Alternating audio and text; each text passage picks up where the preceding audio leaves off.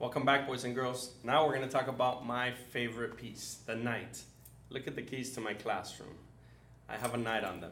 Now you'll notice it's a horse. Yes, it's really a horse. Why? Because the knight's helmet that you've seen maybe in movies and things looks very similar to the piece of the bishop, I think.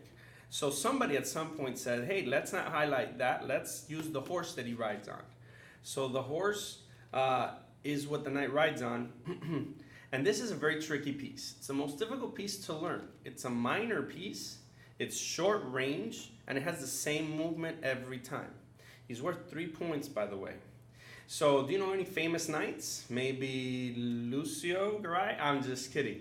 Lancelot. Have you heard of Lancelot? That with an L? Well, this knight moves like an L.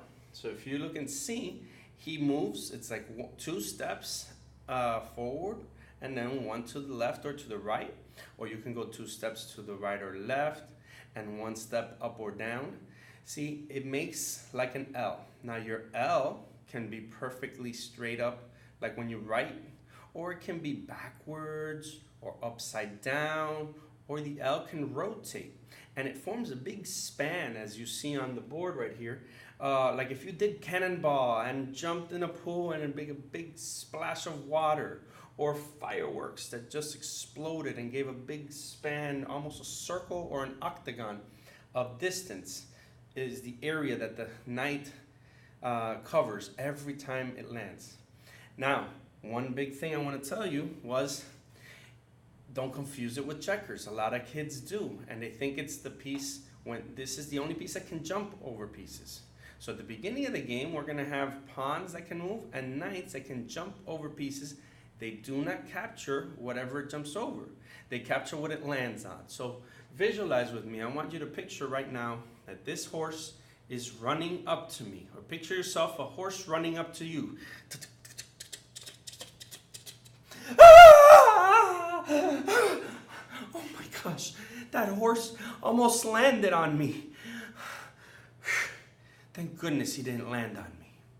If he would have landed on me, he would have splattered me and killed me probably. But he didn't. He jumped right over me. So that's how you have to think about it on the chessboard. One more thing. These horses played games. When the knights played their games, there's a game called jousting where they take a big long stick on one horse and the other knight is far away on another horse with another stick pointing straight at him. And they would run toward each other. Coming, trying to hit the knight off of the horse. Well, guess what? Don't you think sometimes maybe they hit the horse by mistake? You know, they don't mean to. So that horse got used to moving to one side or the other side. Also, these knights went to war, and they would come at them with a sword, and they didn't mean to hit the horse. They're looking to hit the other knight. But that horse sometimes saw that sword coming in. Had to keep moving side to side. The horse got conditioned to moving side to side. It never jumps straight. This isn't a horse that you bought for your ranch at home that you train to jump straight. So now let's surround the knight with these pawns so that you can practice this at home too. And this is the best way to really learn the knight's movement. What we're going to do is, once he's completely surrounded, I'm going to ask you a question. With the pawns all around, all 8 pawns, is he surrounded? Yeah. Is he trapped, though? No, the answer is no. He is not trapped because he can jump out of that box. So let's jump him out of the box at any point that you'd like. And now you're going to have to, in the next 8 consecutive moves, that means one right after the other, you're going to capture all 8 of these pawns, and they're going to come off your board. So just pick whichever pawn right now is the correct one for the first move. On the second move, you're going to have 2 choices on the second move. You have 2 pawns that you can choose. Pick either one. Make sure the move is the same every time, you know, in whatever rotation it is. And now continue with 3, 4, 5, and the rest of them.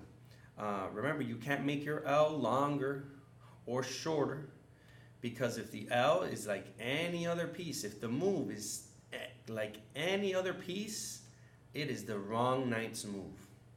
All right, for example, if you do a short L, and the bishop could have captured that, that's the wrong move. Once you've done that, you've cleared the board of all the pawns, you've practiced this, you can practice it again later, and that'll be our video clip for the night right now. Please remember to like, comment, and subscribe, and as always, I'll check you guys on the chessboard.